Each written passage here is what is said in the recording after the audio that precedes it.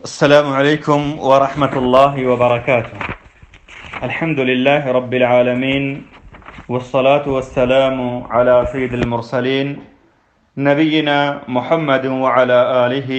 وصحبه أجمعين. أما بعد، يقول الله عز وجل: ما للظالمين من حميم ولا شفيع يطاع. ويقول النبي صلى الله عليه وسلم: ان الظلم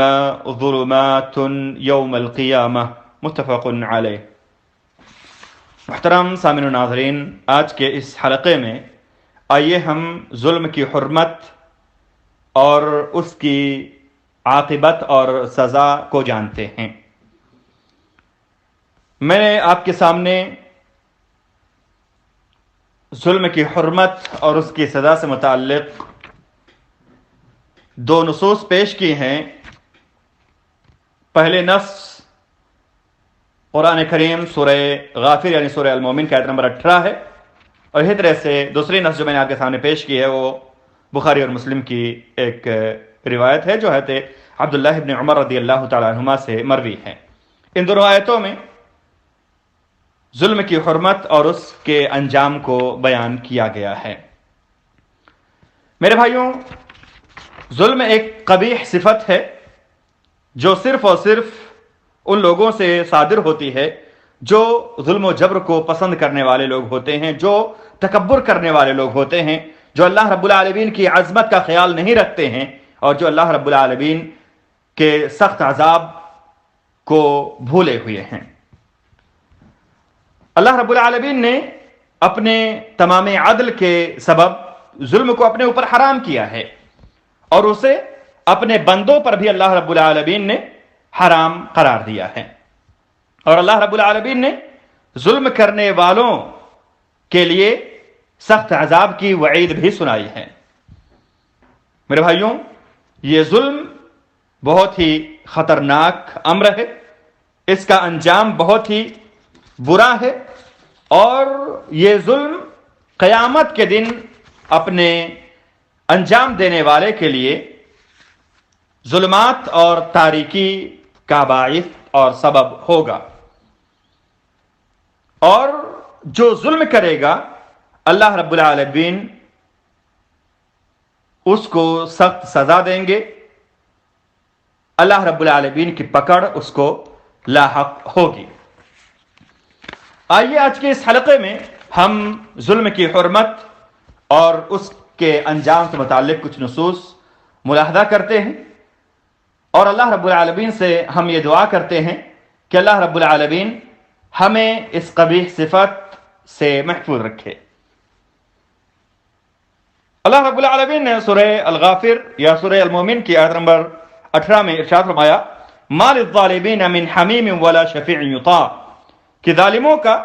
نہ کوئی دلی دوست ہوگا نہ سفارشی ہوگا کہ جس کی بات مانی جائے گی، یعنی وہ بے سہارا ہوگا. اس آیت سے ظلم کی قباحت کا ہمیں اندازہ ہوتا ہے کہ وہ بے سہارا ہوگا، ظالم کا کوئی نہ دلی دوست ہوگا اور نہ ہی اس کا کوئی سفارشی ہوگا جس کی بات مانی جائے گی. ایک روایت آئیے ہم دیکھتے ہیں، حدیث قدسی ہے، راوی حضرت ابو ذر رضی اللہ تعالیٰ عنہ ہیں. کہتے ہیں کہ نبی پاک صلی اللہ علیہ وسلم نے فرمایا کہ اللہ رب العالمین نے ارشاد فرمایا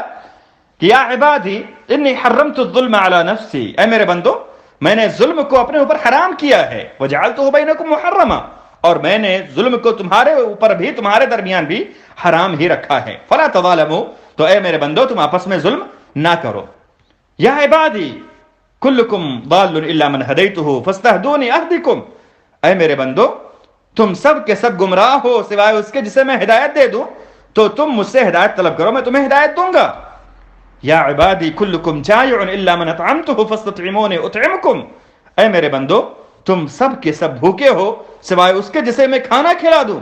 تو تم مجھ سے کھانا طلب کرو، میں تمہیں کھانا کھلاؤں گا. فاستطعمونی اطعمکم. یا عبادی کلکم عار الا من کسوتہ فاستکسونی اکسکم، اے میرے بندو تم سب کے سب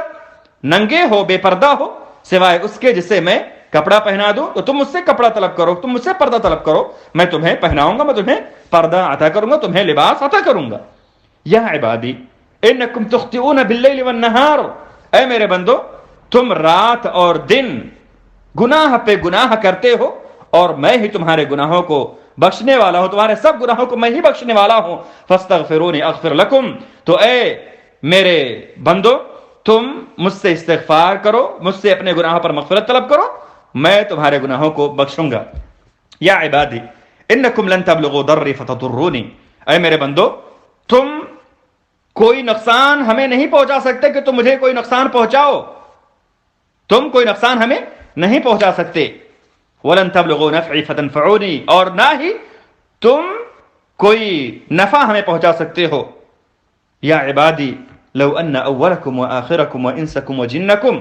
اے میرے بندو اگر تمہارے پہلے لوگ بھی، تمہارے بعد والے لوگ بھی، تمہارے انسان بھی، تمہارے جنات بھی، سارے کے سارے لوگ جو دنیا میں سب سے اچھے دل والا ہے، سب سے اچھا اور متقی پرہیزگار انسان ہے، اس کی طرح سے ہو جائیں، ما زاد ذلک فی ملکی شیئا، میری ملکیت میں اس سے کوئی بھی اضافہ ہونے والا نہیں ہے۔ یا عبادی لو ان اولکم وآخرکم وانسکم وجنکم کانوا علی افجر قلب رجل واحد منکم ما نقص ذلک من ملکی شیئا، کہ اے میرے بندو اگر تمہارے پہلے لوگ بھی، تمہارے بعد میں آنے والے لوگ بھی، تمہارے انسانوں میں سے بھی، جناتوں میں سے بھی، سارے کے سارے لوگ جو دنیا میں سب سے بڑا فاسق و فاجر انسان ہے اس کی طرح سے ہو جائیں، میری ملکیت میں اس کے سبب کوئی کمی بھی ہونے والی نہیں ہے، میری بادشاہت میں کوئی کمی بھی ہونے والی نہیں ہے، میری شان میں کوئی کمی ہونے والی نہیں ہے، سارے کے سارے لوگ فاسق و فاجر ہو جاؤ، فاسق و فاجر میں بلکہ سب سے جو زیادہ فاسق اور فاجر انسان ہو اس کی طرح سارے لوگ ہو جائیں، میری ملکیت میں اس سے کوئی کمی ہونے والی نہیں ہے۔ یا عبادی اے میرے بندو لو ان اولکم وآخرکم وانسکم وجنکم قاموا فی صعید واحد فسألونی فأعطیت کل انسان مسألته او فسألونی فأعطیت کل واحد مسألته ما نقص ذلك مما عندي الا كما ينقص المخيط اذا ادخل البحر، کہ میرے بندو اگر تم میں سے پہلے لوگ بھی، بعد کے لوگ بھی، انسان بھی، جنات بھی ایک میدان میں کھڑے ہو جائیں اور مجھ سے جو مانگنا ہے مانگ لیں، میں سب کی ضرورت کو پورا کروں، سب کے سوال کو میں دے دوں، سب کی مراد کو میں پوری کر دوں، سب کے مراد کو میں مکمل کر دوں، میرے پاس جو خزانہ ہے، میرے پاس جو ملکیت ہے، میری جو بادشاہت ہے، اس میں اس سے زیادہ کمی نہیں ہوگی، جس طرح سے کہ کسی سمندر میں کسی سوئی کو ڈبو کر نکالا جائے، اس سے زیادہ کمی میری ملکیت اور بادشاہت میں نہیں ہوگی، بلکہ اللہ رب العالمین کے شان میں اتنی بھی کمی نہیں ہوگی۔ سارے لوگوں کو اللہ رب العالمین نواز دے، سارے لوگوں کو اللہ رب العالمین دے دے، پھر بھی اللہ رب العالمین نے فرمایا کہ میری ملکیت میں کوئی کمی نہیں ہوگی۔ اللہ رب العالمین نے آگے اور اس حدیث کے آخری ٹکڑے میں ارشاد فرمایا یا عبادی انما ہی اعمالکم احصیھا لکم، اے میرے بندو یہ تمہارے اعمال ہیں جن کو ہم تمہارے لیے شمار کر رہے ہیں، ثم اوفیکم ایھا، پھر میں میرے بندو تمہیں یہ سارے کے سارے اعمال مکمل دے دوں گا، سارے اعمال تمہارے سامنے ہوں گے، سب کا بدلہ تمہیں ملے گا۔ فمن وجد خیرا فلیحمد اللہ، جسے بھلائی ملے وہ اللہ رب العالمین تعریف کرے، ومن وجد غیر ذلک فلا یلومن الا نفسہ، اور جو اس کے علاوہ کوئی اور برا بدلہ پائے، کوئی برائی اسے لاحق ہو تو وہ صرف اسے اپنے آپ کو ملامت کرے، اپنے آپ کو وہ کوسے۔ اللہ رب العالمین نے اس کے لیے تمام راستوں کو واضح کر دیا تھا، یہ انسان کی غلطی ہے کہ اسے برا بدلہ مل رہا ہے۔ یہ مسلم شریف کی روایت ہے۔ اس حدیث میں میرے بھائی اللہ رب العالمین نے فرمایا کہ اے میرے بندو میں اپنے اوپر ظلم کو حرام کر رہا ہوں، میں نے اپنے اوپر ظلم کو حرام کیا ہے اور تمہارے درمیان بھی میں ظلم کو حرام کر رہا ہوں، یعنی ظلم کو اللہ رب العالمین پسند نہیں کرتا ہے، اور جو ظلم کرے گا میرے بھائیوں اللہ رب العالمین کے شان کی وضاحت اس حدیث کے اندر ہوئی، اور ہم یہ جان لیں کہ اللہ رب العالمین ظلم کرنے والوں کو معاف نہیں کریں گے، اللہ رب العالمین ظلم کرنے والوں سے سخت انتقام لیں گے، اور اللہ رب العالمین ایسے لوگوں کو سخت عذاب میں مبتلا کریں گے جو اپنے سے جو ہے کمزور لوگوں پر ظلم کرتے ہیں۔ ایک اور روایت آئیے ہم دیکھتے ہیں، حضرت امام بخاری رحمہ اللہ نے اسے اپنے صحیح میں نقل کیا ہے، راوی حضرت عبداللہ ابن عباس رضی اللہ تعالیٰ عنہما کہتے ہیں کہ نبی پاک صلی اللہ علیہ وسلم نے معاذ کو رضی اللہ تعالیٰ عنہ کو یمن کی جانب بھیجا اور کہا اتق دعوت المظلوم، کہ اے معاذ تم مظلوم کی بد دعا سے بچنا،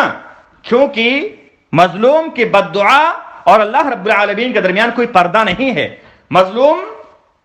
جو بد دعا کرے گا وہ قبول ہوگی، اور جو ظلم کرنے والا ہے اس کی ہلاکت لازمی ہے۔ نبی پاک صلی اللہ علیہ وسلم نے اس فرمان کے اندر حضرت معاذ رضی اللہ عنہ کو یہ تنبیہ کی ہے کہ مظلوم کی بد دعا سے بچنا، کسی پر ظلم نہ کرنا کہ وہ مظلوم ہو اور مظلوم ہو کر کے وہ تمہارے اوپر بد دعا کریں۔ ایک اور روایت ہے، ہم دیکھتے ہیں جس کو میں نے اس درس کے ابتدا میں پڑھی ہے، راوی حضرت ابن عمر رضی اللہ تعالیٰ عنہما ہیں، کہتے کہ اللہ کے رسول صلی اللہ علیہ وسلم نے ارشاد فرمایا ان الظلم ظلمات یوم القیامہ، کہ ظلم کرنے والے لوگوں کے لیے ان کا ظلم قیامت کے دن تاریکی کا سبب ہوگا، ظلمات کا سبب ہوگا۔ اسی طرح سے ایک روایت میں حضرت عائشہ رضی اللہ تعالیٰ عنہ کہتے کہ اللہ کے رسول صلی اللہ علیہ وسلم نے ارشاد فرمایا کہ جس نے ایک بالشت کے برابر زمین کے سلسلے میں کسی پر ظلم کیا، اس کو 7 زمینوں کی توق پہننی پڑے گی، اسے 7 زمینوں کا توق پہنایا جائے گا۔ یہ بھی متفق علیہ روایت ہے۔ ایک اور روایت آئیے ہم دیکھتے ہیں، ابو ہریرہ رضی اللہ تعالیٰ عنہ سے مروی ہے، کہتے کہ نبی پاک صلی اللہ علیہ وسلم نے فرمایا کہ جس کے پاس اس کے بھائی کے سلسلے میں کوئی ظلم پکڑا جائے گا، جو اپنے بھائی پر کوئی ظلم کرے گا، چاہے اس کے عزت کے سلسلے میں ظلم کرے یا کسی اور چیز کے سلسلے میں ظلم کرے، جس کے ذمے کسی بھائی کا کوئی حق ہو، اسے چاہیے کہ وہ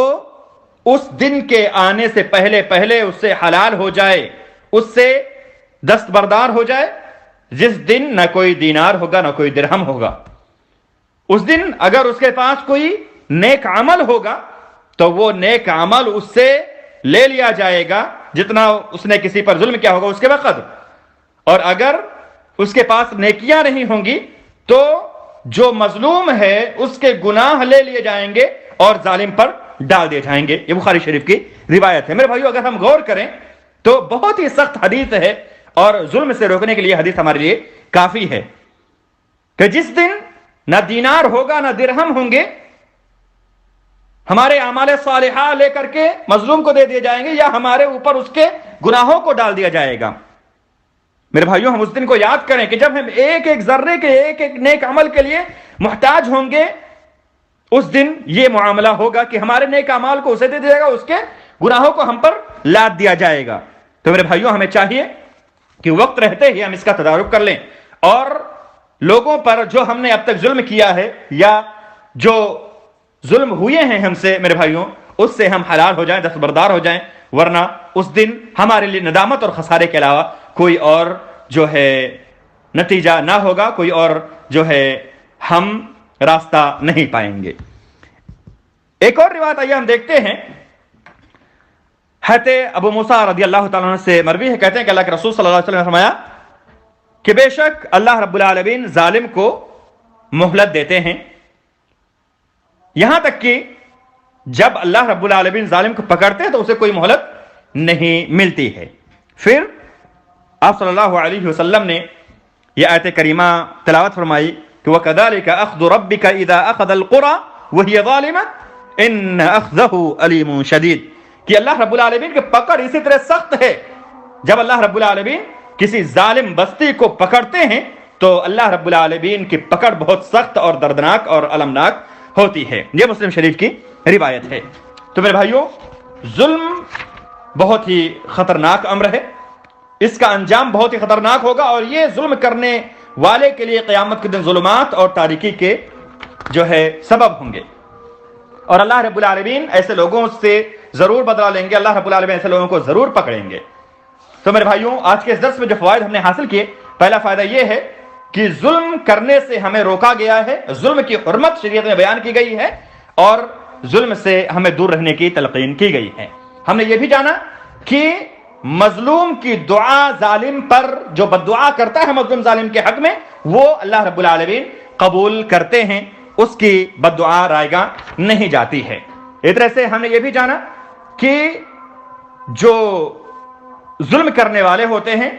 ان کے لیے دنیا اور آخرت میں سخت عذاب ہے۔ اس طرح سے ہم نے جانا کہ ظلم کرنے والے جو ظلم کرتے ہیں دنیا میں اپنے سے کمزور لوگوں پر، یہ ظلم قیامت کے دن اس کے لیے تاریکی اور ظلمات اور گھٹا ٹوپ اندھیرے کا سبب ہوں گے۔ اس طرح سے ہم نے یہ بھی جانا کہ اللہ رب العالمین ظالموں کو کبھی کبھار مہلت دیتا ہے تاکہ وہ